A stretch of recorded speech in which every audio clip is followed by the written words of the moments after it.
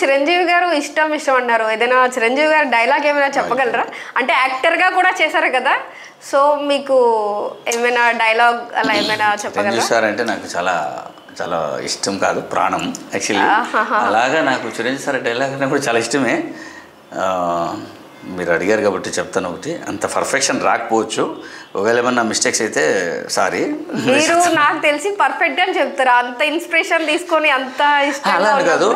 ఇప్పుడు first time నేను camera ముందు, ఇప్పుడు నేను ఇంటర్వ్యూ ఇదే ఫస్ట్ ఇంటర్వ్యూ నాది యాక్చువల్లీ. యాక్చువల్లీ నేను ఇంటర్వ్యూస్కి రాను. అది ఏంటంటే యాక్చువల్లీ నాకు చాలా ఇంపార్టెంట్ వ్యక్తి. ఫస్ట్లో నేను అంటే నాకు ఒక తమ్ముళ్ళలాగా, అంటే కిరణ్ అని. ఆయన ఏం చేసేవాడంటే ఫస్ట్లో ఆయన ఫస్ట్ ఇండస్ట్రీకి వచ్చినప్పుడు ఒక షార్ట్ ఫిల్మ్ చేశాడు. అప్పుడు నన్ను పిలిచి యాక్చువల్లీ నాకు సుధాకర్ అని నా ఫ్రెండ్ పూర్ణ సుధాకర్ అని, వాళ్ళ మనవాడు నా మచ్చాగడ్ వాడు త్రూ పరిచయం అయ్యాడు. అయితే మనోడు తీసుకువెళ్ళి అరే మచ్చా బాగా చేస్తావు నువ్వు ఒకసారి అని కిరణ్ని పరిచయం చేస్తే, కిరణ్ అనుకుని చూశాడు నన్ను. అన్న చేస్తావా అన్నాడు.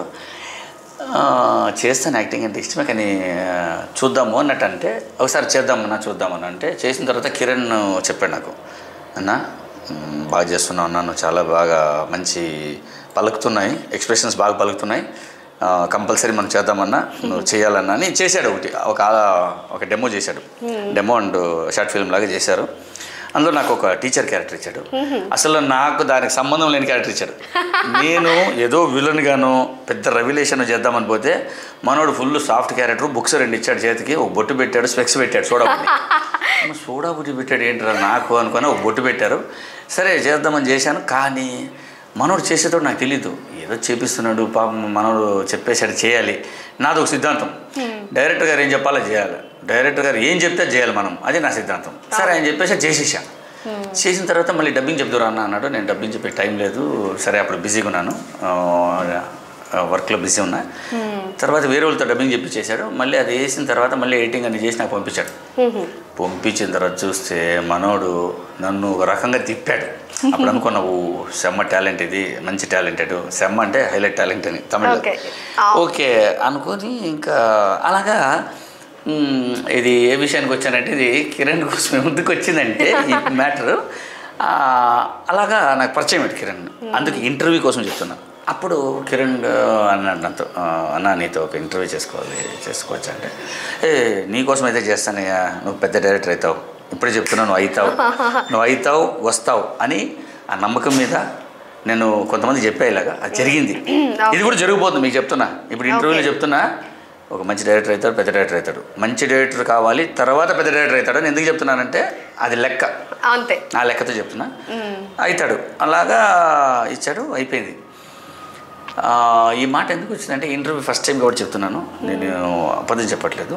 ఎందుకు ఈ మాట వచ్చింది అంటే, డాన్సర్గా లైఫ్ కెరీర్ స్టార్ట్ అయింది. బట్ నాకు ఒక ఫ్రెండ్ ఉండేవాడు, వాడు చెప్పేవాడు నాకు, వాడు ఒరే నట అంటాడు, మా ఊర్లో నట చాలా బాగుంది. వాడనే నాతో, అరే నువ్వు డాన్సర్గా పెద్ద డాన్సర్ అని పెద్దగా విర్రవేగుతున్నావు, నువ్వు డాన్సర్ కాదు బే అన్నాడు. ఏంట్రా వీడు ఇలా అంటున్నాడు అని నాకు ఫీలింగ్ వచ్చింది, ఒక చిన్న ఫీలింగ్. అప్పుడు వాడు అన్నాడు, నీకు తెలుసారా, నువ్వేమో నటరాజ్ అంటే నాట్యం చేస్తున్నావు, డాన్సర్ అని నీ ఫీలింగ్తో నువ్వు ఉన్నావు, పేరులోనే ఉంది అసలు అని అన్నాడు. కానీ అది నేను కూడా అలాగే అనుకున్నా, అందరూ అదే అనుకున్నారు. వాడు అలా అనలే, వాడేమన్నాడంటే, ఒరే నట అంటే నాట్యం, నటన అంటే యాక్టింగ్, రాజ్ అంటే కింగ్, యాక్టింగ్ కింగ్ రా నువ్వు, నీకు తెలియదు రా, నువ్వు డాన్స్ ఆడుతున్నావు వేచి పిచ్చోడు అన్నాడు. అందరూ నటరాజ్ అంటే డాన్స్ అనుకుంటారు, ఇంకొక మీనింగ్ కూడా బాగుంది. చాలా పిచ్చి, యాక్టింగ్ మీద పిచ్చి, చాలా ఇంట్రెస్ట్ కూడా. కాకపోతే విధి లేదు, డాన్స్ వచ్చింది, డాన్స్లో డబ్బులు వస్తున్నాయి. అంటే నేను డాన్స్ ఆడుతున్నా డబ్బులు వస్తున్నాయి, డాన్స్ ఆడుతున్నా డబ్బులు వస్తున్నాయి. అదే యాక్టింగ్ పోతే మన డబ్బులు ఇస్తారో లేదో మనకు తెలియదు ఫస్ట్. కాబట్టి నేనేం చేశాను, ఆగాను. ఒరే వద్దురా బాబు ఇది అని ఆగాను.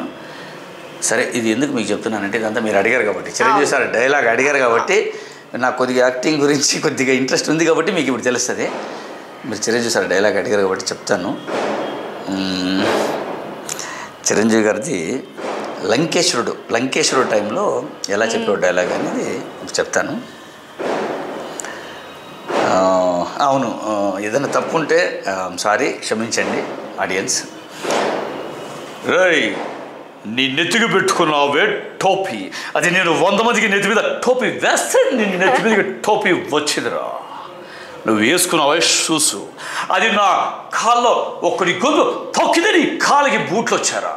కాకి బట్టలు గొంతు చుచ్చుకుంటున్నావే, నేను మొత్తం కాకి రాష్ట్రాన్ని మోసం చేశాను రా. రాయ్, పులిని పట్టాలంటే మేకని బలిపెట్టి పులిని పడతారు. పెద్ద చేపని పట్టాలంటే చిన్న చేపని బలిపెట్టి పెద్ద చేపని పడతారు. కానీ మీరు నన్ను పట్టడానికి నా చెల్లిని బలిపెట్టారే, ఇది ఏ రాజ్యాంగంలో రాసిందో చెప్పలేరు. ఎందుకంటే మీరు చేసింది తప్పు కాబట్టి. ఇప్పుడు నేను మీకు లొంగిపోయాను, కానీ మీరు నా చెల్లిని మీరు తెచ్చేయగలరా? తెచ్చలేరు. ఎందుకంటే ఇప్పుడు నా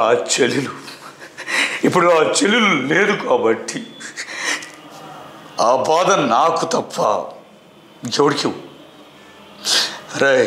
కళ్యాణ్, ఇంకొకసారి చెప్తున్నాను, నేను నీకు లొంగాను. ఎందుకో తెలుసా? నీకు భయపడో, నీ పోలీసులకు భయపడో కాదు, నా చెల్లెల కోసం నేను లొంగాను. ఇది అప్పట్లో లంకేశ్వర డైలాగ్ యాక్చువల్లీ. చిరంజీవి గారు పర్ఫెక్షన్ మీకు లేదా ఉంది. ఇప్పుడు మీ డైలాగ్ చెప్పడంలో నాకు అర్థమైంది మీకు చిరంజీవి గారు ఎంత ఇష్టం అనేది నాకు ఇప్పుడు అర్థమైంది. Thank you so much. చాలా బాగా చెప్పు. నటరాజ్ గారు, మీరు అప్పుడు బాలకృష్ణ మూవీలో ఏదో చేశారు కదా యాక్టర్గా, దాని గురించి.